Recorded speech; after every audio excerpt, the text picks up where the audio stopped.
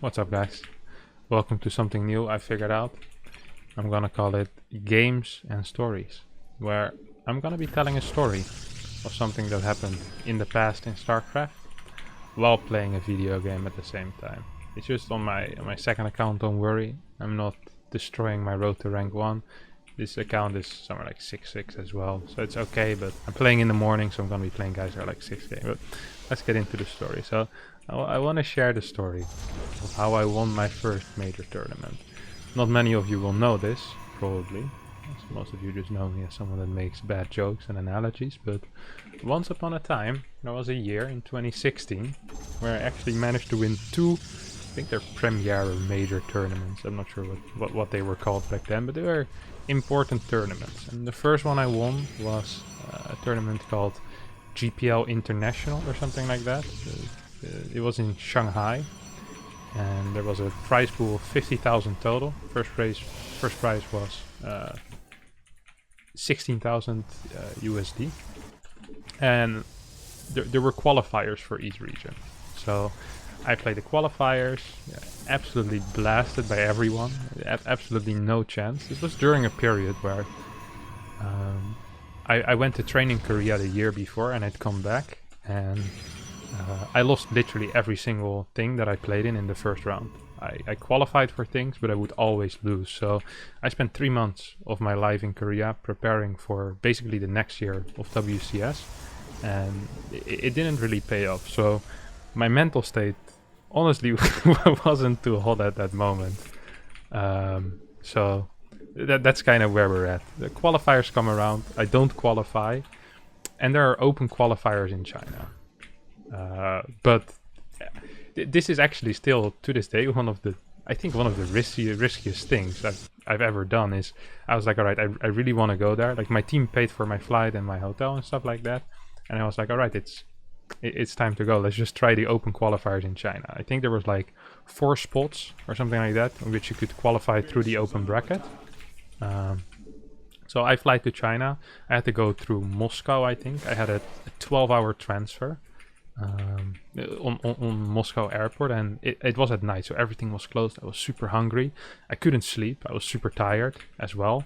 So I kind of stayed around, and then I remember in the morning getting like kind of semi-waking up at like 9 or something like that, and finding this little place that would sell me the most disgusting chicken that I've ever had in my life, but I loved it. I had like 5 chocolate bars, but I was super tired as well, and my flight was at 11, and I actually almost end up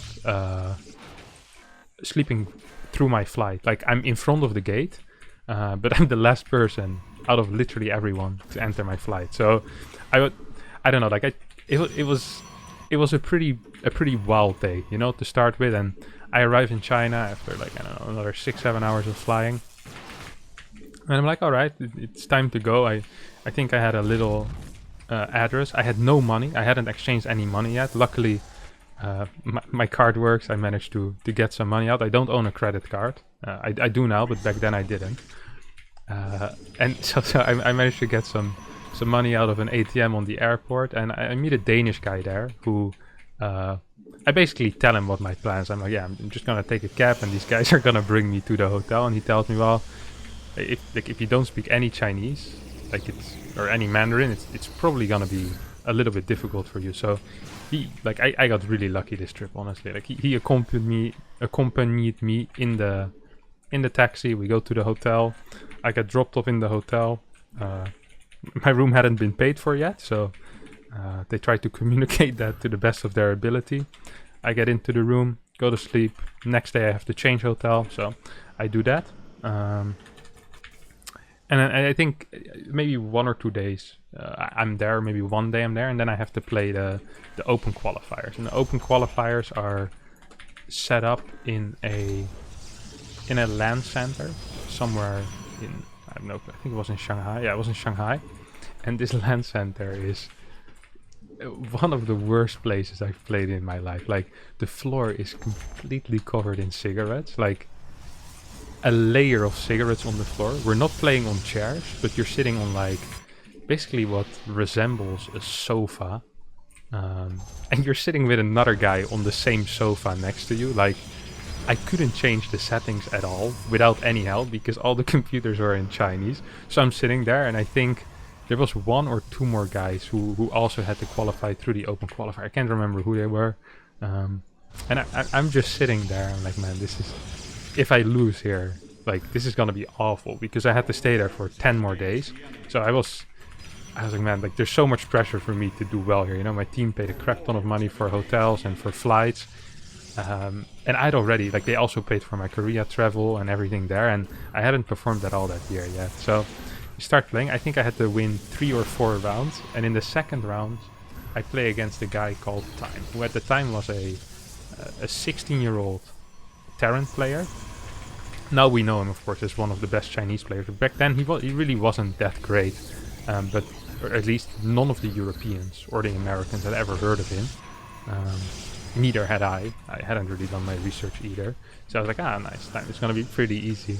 I can't remember quite which map I lost, but I lose one of the maps. And I'm like, okay, well, this is not good, you know. I'm now 1 map away from elimination. And this isn't even the qualifying round yet. So I'm super scared. And we played, I think the 3rd game is on Orbital Shipyard.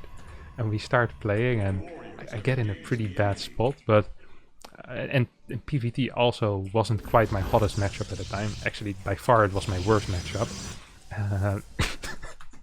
And I remember that he had like a bunch of Liberators sieged up in the middle. And I just couldn't see a way out. You know, sometimes you're in a game and you're just looking at it. And I was like, man, I just can't imagine a way for me to actually win this game anymore. Like, it was over. And I just, at that moment, I was like, man, this is gonna suck. You know, I'm gonna, like, my parents and my team, like, they're all watching this. And it's gonna be awful. And then I somehow managed to flank. I think I hit 1 or 2 disruptor shots that might have been slightly too big for him to come back from. And I barely managed to pull out the win. Then in the final round, I play against an Australian-Korean player called King Kong, who I beat pretty handily 2-0. My PvZ at the time was pretty good. I had a lot of cool build orders. And I qualified for the tournament. So I come from, you know, the open bracket. I get to the players' hotel. We chill there, and the tournament starts. I get put in a group with Petit Drogo. Oh man, I have way too much supply. I'm not great at this talking and playing thing. So I get put in a group with Petit Drogo, with Iyasonu, and with Coffee. Coffee is a Chinese Terran. Then Iyasonu is at that time probably the best Chinese player overall. It's a Zerg player, very tricky to play against, lots of all-ins. And then there's Drogo, who at the time I considered much better than me. He came off pretty hot he won DreamHack Leipzig earlier that year already, beating Bly in the finals. And he's also a very aggressive player that I always kind of struggled against. Now, my first match is against Iyasonu, and I get absolutely blasted by some all-ins. Like, back at the time, link drops were really popular, and he just kind of link dropped me twice and absolutely destroyed me. Like, completely owned me. And I was like, man, this really sucks, you know? Like, I don't think I can beat either Iyasonu or Drogo if I have to play them again. I was pretty sure I was going to be able to beat Coffee, so Drogo beats Coffee, I play Coffee, and I'm like, alright, this is going terrible, you know. I'm gonna have to play either Iyasonu or Drogo, and I felt slightly more comfortable in my PvP, so I was kind of hoping that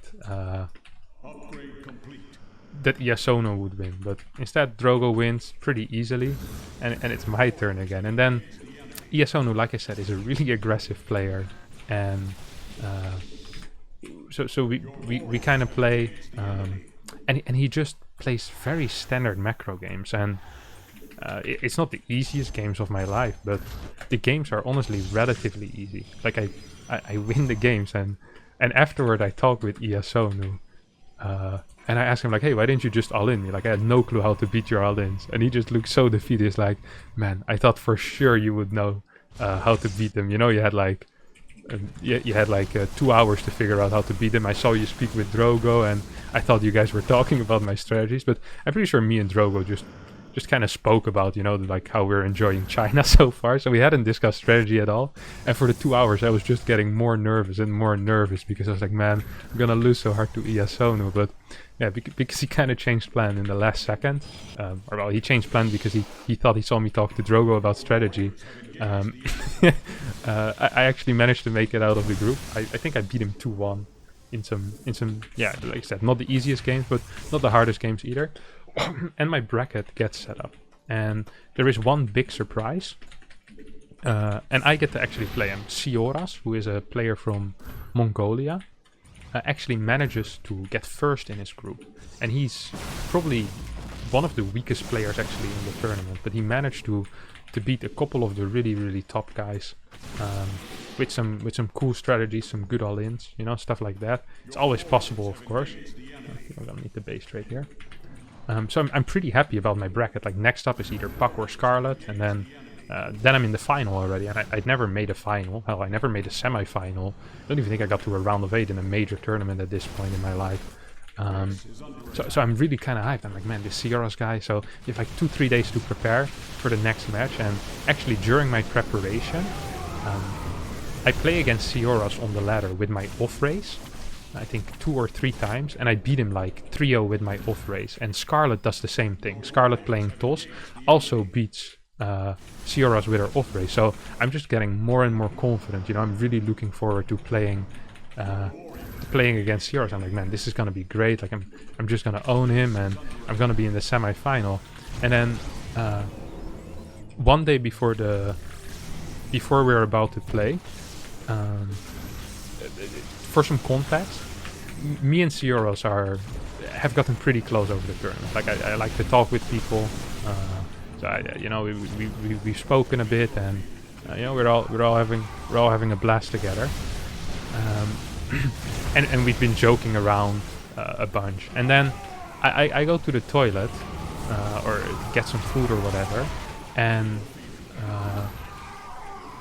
what Sioras wanted to do was for me to come back and then pretend like he was watching my replay on my PC. So he had like a replay loaded up at like the 2-minute mark, and then, oh no, I got caught, you know? Thinking back of it, like, it's not a... Like, I think at the time I probably would have thought it was a pretty funny joke, but as we're competitors, and like I said, he's really young, he's 16 at the time, so he probably, you know, probably regret that mistake quite a bit. He didn't quite understand the implications of it. And it gets seen by, I think, Marine Lord or someone else, and like, we report it to the admin, and the admin goes, all right, like, this is not good, like, obviously, and we're gonna give you like a final warning. So he gets his final warning, but nothing really happens with it. So I'm like, you know, that's fair. I also tell the admins, like, me and Sioras have been joking around. I know for a fact that, you know, he wouldn't do something like this. Like, it was obviously just a joke gone wrong, you know. So I feel like it might have helped a little bit.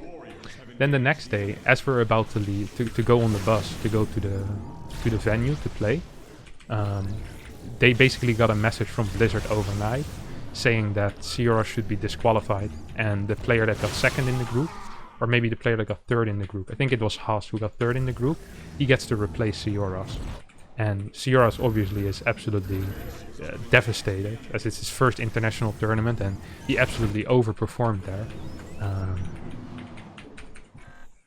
So yeah, he was devastated because he doesn't get to play the games, and he might also lose out on some money, which, you know, if you're a 16-year-old and you get like 1k, like that's a pretty big deal. And I think it might have been 1.5k, I can't quite remember. This guy is a tough cookie. Come on, buddy.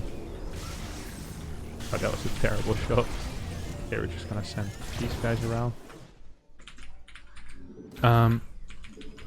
So he gets disqualified actually by Blizzard, which I don't think ever happened like this before in a tournament, and never really happened ever since.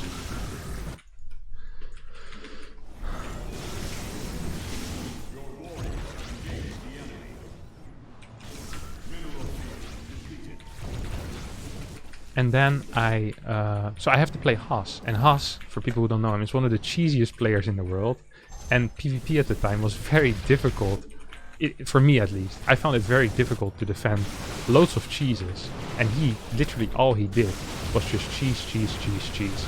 So I was pretty afraid, and during this time as well, I had gotten pretty sick, like some insane cold, maybe even a little bit of a flu. So knocking over my green screen. So I wasn't quite feeling it, you know. So I'm really sick on the day I have to play. My opponent changed like basically an hour and a half just before my match. So like I'm starting to feel nervous after feeling very, very confident for the past 2-3 days. And we start the series, and he absolutely blasts me with like all in after all in. I go down 0-2 in a best of 5, and then in the third game, I think it was on a map where you had a gold as a third, and I never felt comfortable on this map. So I'm like, man, I can't believe I go into probably beating Cioras, into losing 3-0 to Haas, like against the replacement. I was so sad. I was like, man, like I felt so sick and so bad. And then I was like, you know what? It doesn't matter anymore. Like it's over, you know. And from that point on, I actually started playing pretty well, and I made some good moves. I win that game. Then the fourth game is, I think it was called Larala Crest, the map. And he 4-gates me while I'm doing a 1-gate expand with Immortal. And I played this exact scenario very many times. So I knew exactly what to do. Except I microed really poor at the first stages of defending it. So I get in a bit of a tough spot. And once again, I'm like, I think this is it again. He blink all-ins me. 4-gate blink it was. Except go instead of good luck and fun. What is it? Zerk. Okay. So I managed to eventually edge it out. It's really, really close. I'll leave some of the links of the games, like the quarterfinal and the semis, in the description, I think. Maybe even a pinned comment. We'll see how I feel. I win that one, and then we go into the final game on a map called Arena, which is till date one of the dumbest map that ever made it into the map pool. The map with the shortest rush distance, but with a single force field choke in that small rush distance path, meaning that you could delay forever basically, and the map just plays out really odd. So I think he starts with another blink, push all in, going into a blink contain. I play a robo opener, and eventually we go into a game where I play Blink Stalker Disruptor and he plays Phoenix Charge Lot. And I just kind of get behind, and eventually at one point, I think he has like 9 or 10 carriers, and he has like a 5k bank, basically. Like that's it. And I have pure Stalker, and a bunch of Disruptors. So I'm completely dead. Like there's nothing I can do. And once again, I'm like, alright, this is probably it. Then I have an empty base, which I believe was my 6th base. And back then, there was an ability for the carriers to release Interceptors. What you would do is you'd release Interceptors, and you could kind of get your carriers to safety, and their Interceptors would just fight for themselves, and they would disappear after 60 seconds, and your carriers would be building new Interceptors in the meantime. So what he does is he releases all of his Interceptors at that base. The problem is you can't control them at that point anymore. And then he flies away with the carrier, so he gets an empty base for free, but then my Stalkers catch all of his carriers, and I'm like, wait, this might be my chance. And I just jump forward, I kill like 7-8 carriers. I think the game goes on for a bit, but then in the end I managed to barely squeeze it out by killing all of his production. Like he still had more money, he had more bases. I was getting absolutely destroyed, and I actually win that series, so obviously pretty happy. I mean, semi-finals. That night I think is one of the worst nights of my life. Just how sick I was feeling. Like I was kind of feeling like forfeiting. But I really didn't want to forfeit. I remember we went into a restaurant. It was me and King Kong, the Australian-Korean dude that I spoke about earlier that beat in the qualifier. And he had a hotel a bit further away, so I let him stay in my room. And we went to the hotel restaurant, and I just remember sitting there. I was like, man, like, this is so painful, and like the light was hurting my eyes and everything. Like, I really don't want to play. Like, this feels so freaking bad. Like I just want to go home, you know, and I didn't want to go to a doctor or the hospital because I was afraid that they might want to keep me there because I was doing absolutely terrible. And then King Kong basically nursed me through the night. Like he'd get me tea and he'd get me hot water, and you know he was extremely kind. Like he gave me some of his Korean medicine, think it's called ginseng or something like that. It's like in a little bag. He said that old people always eat it. So I eat that, and the next day I wake up, I feel slightly better, but still pretty terrible. So I'm constantly drinking tea and just trying to, you know, to not die. I have like a massive box of that. This is actually a good story.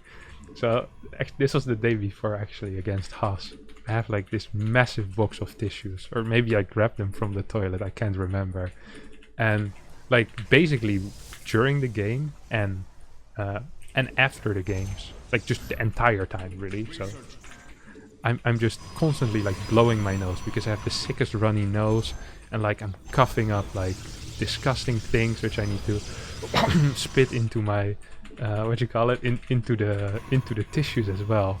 And there's like a mountain of like I think 50 or so, maybe 50 or 60 tissues after like 2 or 3 games, and it's just like this pile of tissues, and it looks disgusting. And then after like game 3 or something like that, there's a referee in your booth, and he just picks up all of the tissues and throws them in the trash. It was like 50 snotty tissue, and I remember seeing that and feeling so bad for the guy. I was like, man, like I know when you were gonna be the referee at a StarCraft tournament, this is not what you signed up for. I honestly like I felt so disgusted by myself, but there was not much I could do, you know. Like I was there to play, and I just I felt so bad. And then so yeah, back to the next day. I have to play Puck in the semifinals, who in a pretty big upset, I think, managed to beat Scarlet. Man, I've done absolutely nothing with these oracles. This is two spores. Who managed to beat Scarlet. I feel pretty good because I feel good in my PvP. So I'm confident, and also Puck is a very macro-oriented player, and I really like playing Disruptor against Disruptor Stalker against Disruptor Stalker. So we play some games, and we have some Corruptor Stalker games. There's one game, I believe, in which he plays something slightly different. He plays like the Phoenix Archon charge lot stuff. He might win that game, I can't quite remember. But overall, the series honestly isn't too difficult, and I managed to win the game with relative ease. I think I managed to win the series. I think it was a best of 7. I think I win 4-2. And during that series, I actually started to feel better and better. Like I'm not sure if it was the adrenaline or if it was just, you know, like your brain realizes, hey buddy, like it's time to go now, you know, this is a once in a lifetime.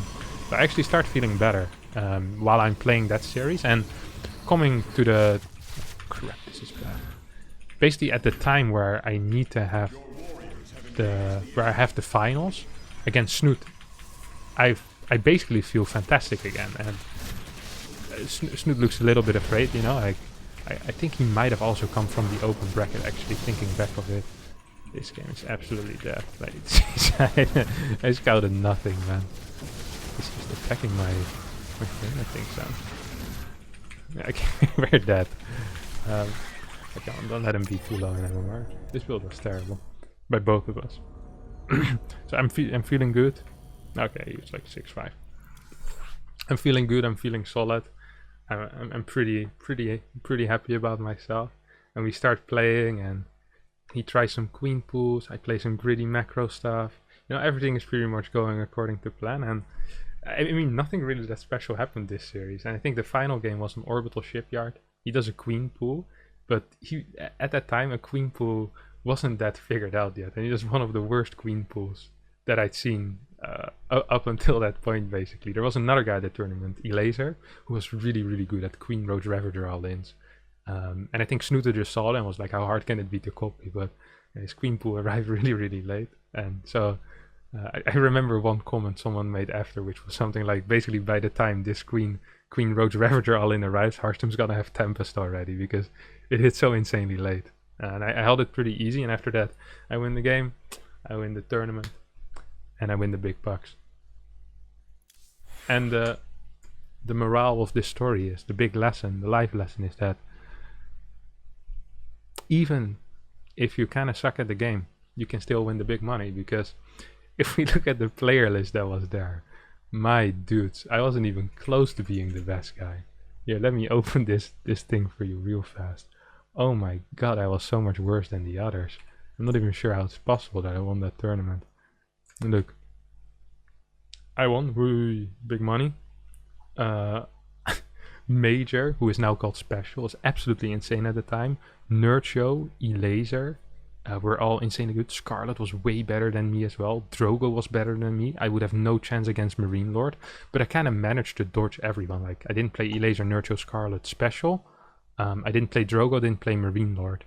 In my mind, I had one of the best brackets that I could have ever hoped for. Yeah, here you see the thing with Sioras. Sioras was disqualified.